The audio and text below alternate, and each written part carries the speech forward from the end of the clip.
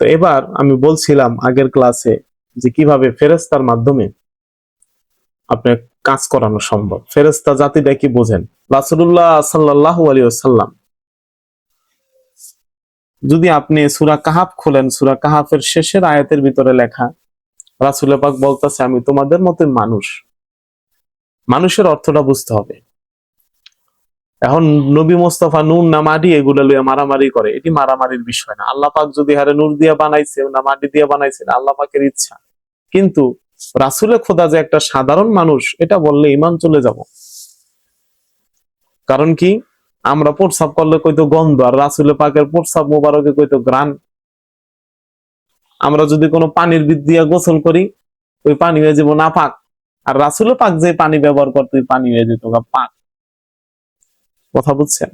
এখন কেউ যদি বলে যে আমাদের মতে মানুষ আর নবী মুস্তাফা মারা গেছে, ইন্না লিল্লাহি ওয়া ইন্না ইলাইহি রাজিউন, এমনি এমনি বলে যে নবী মুস্তাফা মরে গেছে। আমি প্রশ্ন করছি এক বিজ্ঞ ব্যক্তিরে যে রাসূলে পাক যদি মারা যায়, আপনি দেখেন নবীজিরে যদি কেউ সালাম দেয়, আমরা যদি 50 জন মানুষের এক লগে সালাম দেই, নবীজি কি সালামের উত্তর দিতে পারবে? কয় হ্যাঁ, হাদিসে আছে পারবে। তাইলে কি কেমনে দিব যদি মার মরে যায় থাকে? কয় আল্লাহ পাক তখন হ্যাঁ রুহু এর কি দেহ মুবারকের ভিতরে দিয়া দেয়, তখন সে সালাম দেয়, সালামের উত্তর দিয়ে আবার রুহু আসমানে চলে যায়। আমি বললাম ও আচ্ছা আচ্ছা, তাহলে হ্যাঁ অনুসারী কতজন? এখন চুপ করে রয়েছে মৌলবী। হ্যাঁ অনুসারী কয়জন? আরে বেটা, আমার অনুসারী 100 জন 150 জন, হ্যাঁ অনুসারী কয়জন? হ্যাঁ অনুসারী তো কয়েকশো কোটি মুসলমান। কম হইলে প্রতিদিন একটা জরিপের ভিতরে দেখা গেছে প্রতিদিন মদিনা শরীফ 50,000 মানুষেরও বেশি মানুষ পার ডে বা প্রতি ঘন্টারও বেশি সময়ের ভিতরে এরা জিয়ারত করে। আর দুনিয়ার থেকে কত মানুষ, লক্ষ লক্ষ মানুষ রাসূল পাকরে সালাম দিতেছে। প্রত্যেক নামাজে দাও সালাম, আসসালামু আলাইকুম ইয়া আইয়ুহান নবিয়্যু, সালাম দাও না? কারণ আল্লাহকে সারাদিন এই ডিউটি করব, নবীজির দিব নিব দিব নিব না? এগুলো হলো ভাউয়া কথা। প্রত্যেকটা নবী কবরের ভিতরে সশরীরে জীবিত। তো এরকমই রাসূল পাক যখন মেরাজের ভিতরে গেল, ওই সময় জিবরাইল আলাইহিস সালাম সিদরাতুল মুনতাহার সামনে যায় বলতাছে, সিদরাতুল মুনতাহার সামনে যায় বলতাছে আমি তো নূরের তৈরি হুজুর, আমি যদি চলে যাই আর এক কদম দেই আমার পাঙ্খা পুঙ্খা পইরা 500টা ডানা পইরা আমি মরে যামুগা, আপনি যান। তো নবী মুস্তফা যদি মাটির হইয়া থাকে, নূরের মাটির থেকেও তো নূর উত্তম, আলো পাওয়ারফুল, তো সে কিভাবে ওই রাস্তা অতিক্রম করলো যেখানে জিবরাইল আলাইহিস সালাম ফেল এবং সে নূরেরও তৈরি? কথা বুঝছেন? তো এরকমই বুঝতে হইব, যদি আমরা সাধারণ মানুষ আছি, এই মুহূর্তে যদি কোনো ফেরেশতা আমাদের সামনে নাজিল হইয়া যায়, আমরা বাবা মারা যাবো। যার শরীরে আসবো সেও মারা যাইব, যার শরীরে আসবো সেও ডেট, বাঁচতে পারবো না, নাকদা মুগদা রক্ত বাইরিয়া মারা যাইব। কথা বুঝতে পারছেন? আসে হইলো মুআক্কেল। কথা বুঝছেন? আসে কি, ফেরেশতাদের অনেক অংশ বিশেষ আছে। অংশ বিশেষ দ্বারা কি বুঝাইলাম? কেউ যদি সূরা হাসরের শেষ আয়াত পড়ে 3 বার, তাহলে কি 70,000 ফেরেশতার জন্য দোয়া করে। যেই ফেরেশতারা দোয়া করতেছে ওর নাম কি আপনারা জানেন? আমি বাবা জানি না। কথা বুঝছেন? প্রসিদ্ধ ফেরেশতা 5-6টা ফেরেশতার নাম জানা যায়। জিবরাইল আলাইহিস সালাম, মিকাইল আলাইহিস সালাম। কোরআন শরীফে আজরাইল নামে কিছু নাই, আছে মালাকুল মাউত, ইসরাফিল আলাইহিস সালাম। কেরামান কাতিবিন। জান্নাতের ফেরেশতা হইলো মালেক, জাহান্নামের ফেরেশতা হইলো, জান্নাতের ফেরেশতা রেদওয়ান আর জাহান্নামের ফেরেশতার নাম হলো মালেক।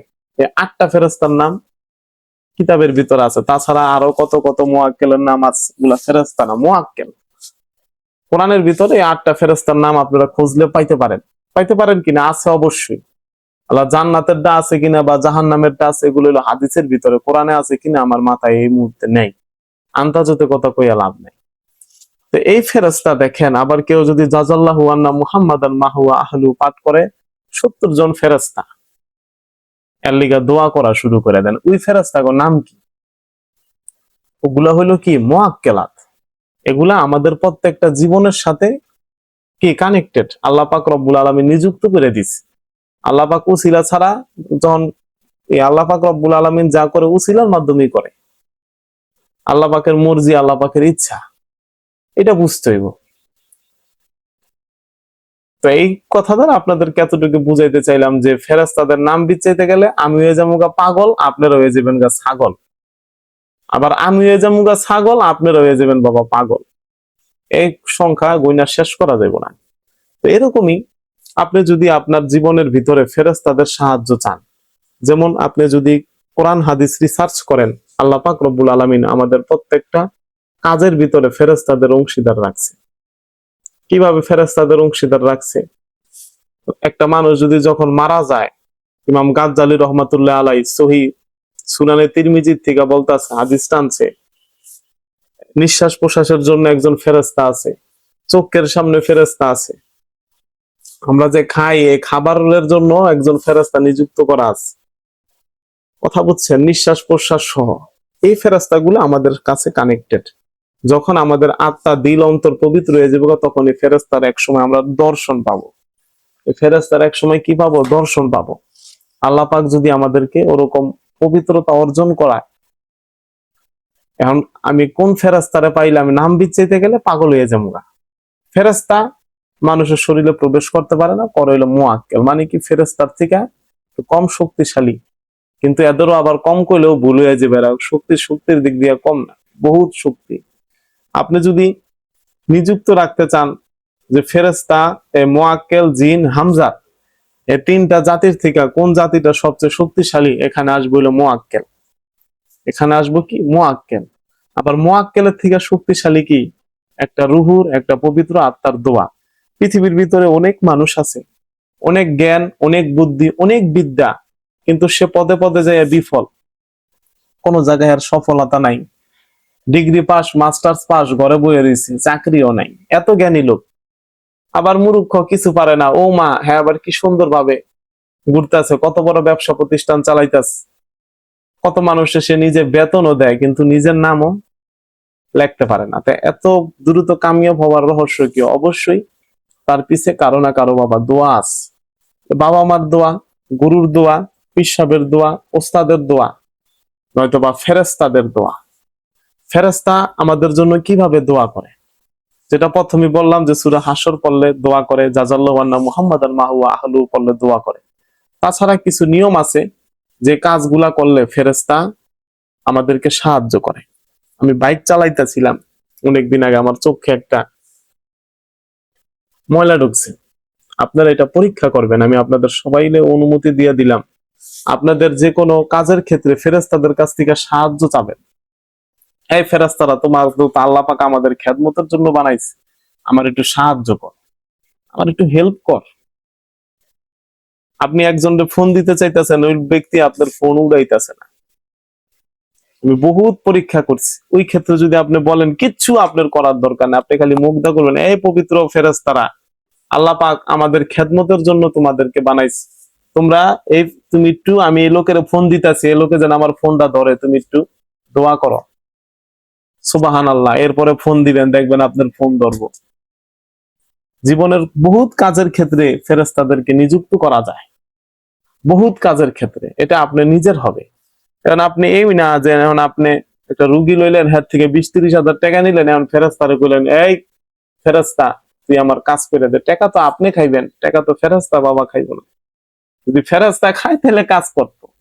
আপনি খাইছেন, আপনার তদবির উঠাই দিতে হইব। আপনাদের নিজের ব্যক্তিগত জীবনের ক্ষেত্রে আপনারা ফেরেশতাদের সাহায্য চাইবেন, আমি এটা বলতেছি। আপনার সন্তান, আপনাদের এই ব্যবসা প্রতিষ্ঠান, আপনাদের দুনিয়া চলতে ফিরতে। আর আরেকটা হচ্ছে ফেরেশতাদেরকেও আমলের হাদিয়া দেওয়া যায়। কথা বলছেন? ফেরেশতা কি খায়ও না, ঘুমায়ও না, হ্যাঁ, গায়ে গোসল হ্যাগো কিছুই নেই। আল্লাহ পাকের একটা আজব সৃষ্টি হইল ফেরেশতা জাতি। সুবহানাল্লাহি ওয়া বিহামদিহি সুবহানাল্লাহিল আযীম। তো এই কথাই আমি বলতাছি, আপনি যখন আলহামদুলিল্লাহ সূরা একবার, সূরা ইখলাস 3 বার, আলহামদুলিল্লাহ সূরা একবার, সূরা ইখলাস 3 বার পড়ে আপনি দোয়া করলেন, ফেরেশতাদের কিন্তু এরা নিজের আমল করে। কারণ আপনি, অনেকে জ্ঞানী ব্যক্তি আমার বলে যে ভাই দেখেন আপনি যে বলেন যে সোয়াব পৌঁছায় দেওয়ার জন্য ইসালে সোয়াব করতে, এদেরকে আমলের হাদিয়া দিতে, এটা ঠিক না এটা বেঠিক? এটা 100% ঠিক।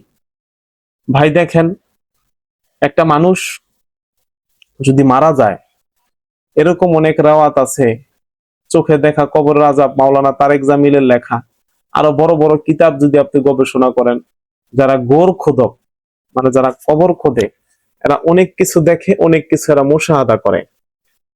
অনেকের ভাষ্য মতে এরকম কেউ দেখছে কবরের ভিতরে কোরআন শরীফ পড়তাছে, কেউ সূরা রহমান পড়তাছে, কার কবরে আযাব হইতাছে, কেউ কবরে নামাজ পড়তাছে।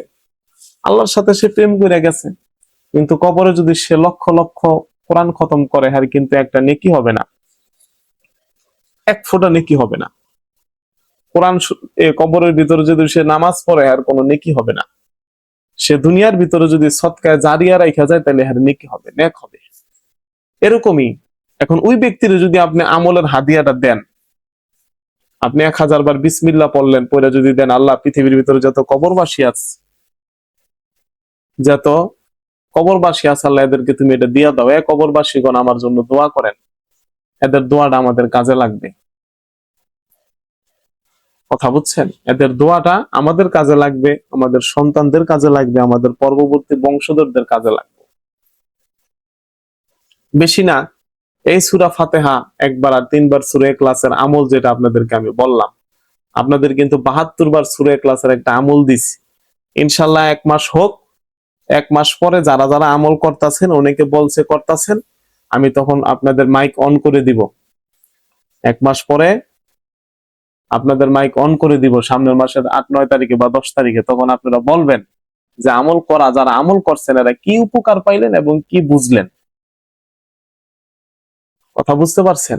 তো ফেরেশতাদেরকে আপনারা হাদিয়া দিবেন, পবিত্র রুহু এদের জন্য আপনারা দোয়া করবেন। দেখেন, এদের দোয়ার প্রয়োজন নাই, আমাদেরই বরং দোয়ার প্রয়োজন। আপনি যত জোরে বল নিক্ষেপ করবেন, তত জোরেই আপনার কাছে আসবো। দেওয়ালটা হইতে মজবুত, তারা হইলে আধ্যাত্মিক ভাবে মজবুত, নেককার, আউলিয়া কেরামগণ, ফেরেশতাগণ, এদের কাছ থেকেও আমাদের বাবা অনেক দোয়া আসবো।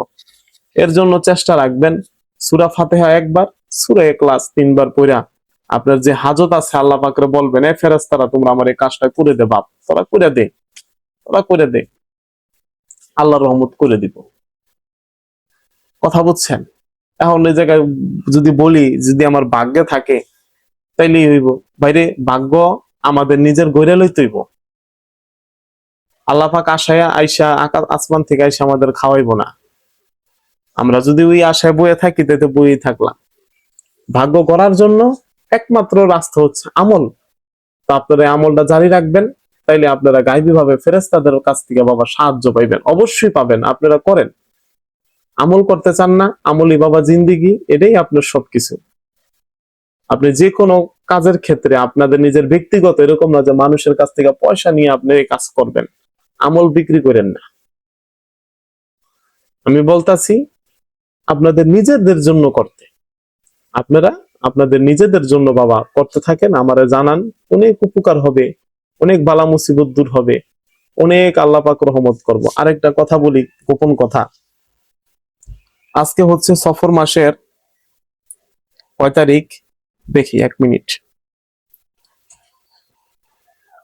আল্লাহ, আজকে হইল 4 তারিখ। তো এই সফর মাসে আল্লাহর তরফ থেকে 1,25,000 বালা মুসিবত পার ডে নামে। আমি কইতে পারেন এটার দলিল কি বাবা?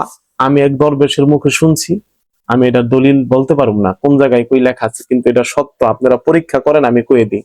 এই মাসের ভিতরে, এই সফর মাসের ভিতরে সবচেয়ে বেশি রোড অ্যাক্সিডেন্ট হবে, দেখতে পারবেন। সবচেয়ে বেশি মহামারী হইব, সবচেয়ে বেশি মহামারীতে বুঝলাম সবচেয়ে বেশি মানুষের রোগান্তর হইব। আপনাদের আশেপাশের মানুষের খবর নিবেন। আমার কাছে অলরেডি এই 1 তারিখ থেকে 4 তারিখের ভিতরে 5-6টা দুঃসংবাদ আইছে। কি? একজনের পাও কাইটে গেছে গা, 3টা রক, বাথরুমের ভিতরে কমোটের ভিতরে পাও ঢুকে গেছে গা। আরেকজনের বাসার ভিতরে চুরি হয়েছে এই 4 দিনের ভিতরে। আরেকজনের বাসার ভিতর, আরেকজন হইলো হুন্ডার থেকে পইরা ব্যথা পাইছে। এরকম 3-4 জনের কাছ থেকে কয় ভাই কেমনে কি হইলো বুঝতাছি না। পরিচিত মানুষ, ওরা তারা আমল করে না। মনে রাখবেন, আপনি যখন একজন পীর হবেন বা একজন পুণ্যবান ব্যক্তি হবেন, পীর বাদই দিলাম, আপনি একজন যখন আমলদার ব্যক্তি হবেন, আপনার ঘরের মানুষ, আপনার আত্মীয় স্বজন, পাড়া প্রতিবেশী, এরা কি আপনাকে ভণ্ড, কিন্তু এক সময় তারাই আপনার কাছে মাথা নত করবে, আল্লাহ পাক করাবে, একদিন না একদিন অবশ্যই করাবো, এরা আপনার আমল করবো না বেশি। এরকম অনেক কিছু পরিচিত মানুষ আছে, ওরা আমার ভিডিও সারাদিন দেখে কিন্তু আমল দেই, আমল করে না, আমলের প্রতি মহব্বত হয় না। আপনারা এই একটা মাস খালি দেখবেন যে যত রকমের বালা মুসিবত আর যত রকমের নেগেটিভ কথা, হ্যার এইটা, হ্যার ওইটা, হ্যার এই রোগ, হ্যার সেই রোগ, হ্যার অ্যাক্সিডেন্ট করছে, পাও ভেঙে গেছে, মাথা ফাইটে গেছে, এরা মারামারি করছে, যত রকমের সমস্যা হবে এই সফর মাসের ভিতর আপনারা দেখতে পাবেন। আমি কাগজ কলমে লিখে দিয়ে গেলাম, আর আপনারাও 72 জন মানুষ আছেন প্লাস এটা অনলাইনে যাবে, এরাও দেখবো যে সফর মাসের ভিতরে কত রকমের বালা মুসিবত আল্লাহ পাকের তরফ থেকে চলে আসে। এবং এই সফর মাসের শেষ বৃহস্পতিবার বা বুধবারে এটার বলে আখিরি চার সোমবার, এটা অনেকে মানতে চায় না। এই দিনে নবী মুস্তাফা সাল্লাল্লাহু আলাইহি সাল্লাম অসুস্থ থেকে সে সুস্থ হয়ে গেছিল, তারপরে 12 রবিউল আউয়াল সে ইন্তেকাল করছে। ঠিক আছে, দুনিয়ার থেকে পর্দা নিছে। যাই হোক, ওখানে গেলাম না, বাবা সাবধানে থাকেন, বেশি বেশি হাফিজ হইয়া সালাম পড়েন, বিপদ আপদ কওয়া যায় না, কার কি হয়ে যান গা, আপনাদেরকে সতর্ক করে গেলাম। এবং আপনারা আমার এই পাগলের কথাটা মিলাইয়েন যে এই একটা মাস মানে আজকে হইলো জুলাইয়ের 19 তারিখ, আজকে যদি আপনার হইয়া থাকে সফরের 4 তারিখ, তাইলে আপনি জুলাই আগস্টের 15 তারিখের ভিতর দেখবেন মাসটা হয়তো বা শেষ হয়ে যাইব। এই কয়দিনের ভিতরে কতগুলা নেগেটিভ কথা আর কত মানুষের রোগের খবর, সুখের খবর, দুঃখের খবর আপনাকে কানের ভিতরে যায়। আল্লাহ পাক আপনাকে সবাই বিপদ আপদ থেকে বাঁচায় রাখুক। বাবা সাবধানে থাকেন, আল্লাহ হেফাজত করুক। ক্লাস আমি সমাপ্ত করতেছি, ইনশাল্লাহ এটা আমি ভাগ ভাগ করে ছেড়ে দিব। আসসালামু আলাইকুম ওয়া রাহমাতুল্লাহি ওয়া বারাকাতুহু। আল্লাহ পাক সবাই বাবা ভালো রাখুক।